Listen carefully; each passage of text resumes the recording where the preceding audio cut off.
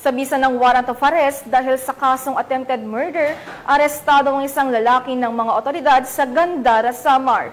Patrolwoman Maria Elena Singian sa report. Kilala ang isang lalaking wanted person na may kasong attempted murder matapos mahuli sa barangay Adela Heights, Gandara, Samar. Naaresto ang akusado bandang alas 11:35 ng tanghali ng mga tauhan ng Gandara Municipal Police Station sa bisa ng warrant of arrest para sa kasong attempted murder na may narekomendang piyansa na 72,000 pesos para sa pansamantalang kalayaan. Dinala ang akusado sa Gandara MPS para sa kaukulang dokumentasyon at tamang disposisyon. Ang matagumpay na pagkakaaresto sa akusado ay patunay lamang na epektibo ang pagpapatupad ng pambansang pulisya sa kanilang sinumpaang tungkulin na maghatid ng serbisyo publiko para sa mas payapa, ligtas at maunlad na bagong Pilipinas.